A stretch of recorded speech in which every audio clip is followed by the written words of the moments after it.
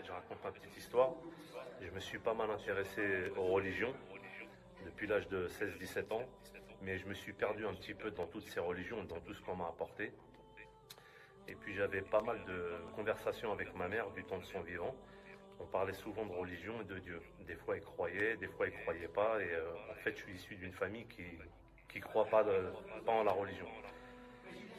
Et j'ai perdu ma mère il y a 1 an et demi, et de son vivant, je lui avais demandé, s'il te plaît, quand tu partiras, est-ce que tu pourras demander à Dieu quelle religion je dois suivre? Parce que pour moi, c'est très important.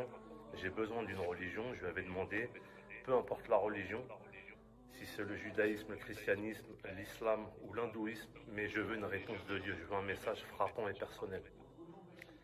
Et ma mère, elle m'avait dit, ok, je demanderai à Dieu. C'était dans des discussions comme ça banales. Et il y a 1 an et demi, donc, j'ai perdu ma mère. Et suite à ce décès, quand je suis rentré chez moi ici à Nice, j'ai parlé à ma mère et je lui ai demandé si elle se rappelait de cette conversation qu'on avait eue. Donc je lui ai demandé tout seul dans mon salon ici, est-ce que tu peux demander à Dieu, par rapport à la conversation qu'on a eue, quelle religion je dois suivre? Est-ce que tu peux me donner ce message, s'il te plaît, et dis-moi si tu es bien là où tu es.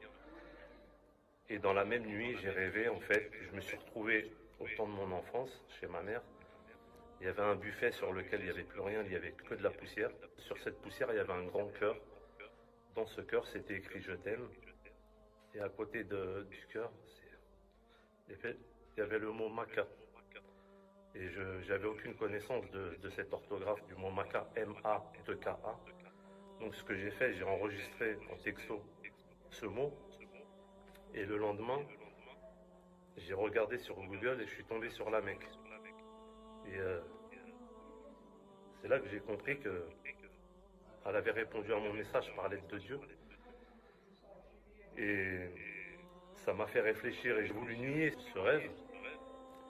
Et la nuit qui a suivi, j'ai fait un autre rêve, un second rêve. Et en fait, j'étais en train de vaquer à mes occupations. Et puis, d'un coup, l'image s'est figée. J'étais comme sur une photo ancienne. Et je me suis vu sur un tapis en prosternation, sur un tapis de prière. Et en fait, ce second rêve est venu confirmer mon autre rêve.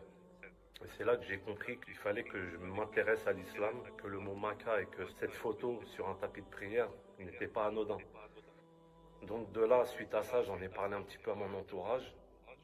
Et il y a eu aussi un autre événement, c'est que mon fils me disait que des fois les scientifiques disent qu'on ne peut pas rêver de quelque chose qu'on n'a jamais vu. Donc moi, je lui donnais mes arguments. Et au même moment, je vois à la télé un monsieur qui s'appelait Jocelyn Maca, avec le même orthographe que Maca. Et là, j'ai mis une pause sur la télé, j'ai dit à mon fils, tu vois, la preuve, encore une fois, elle est là. Et c'est là que j'ai compris enfin que j'avais des messages et qu'il fallait que je suive l'islam. Voilà pourquoi aujourd'hui je me suis converti.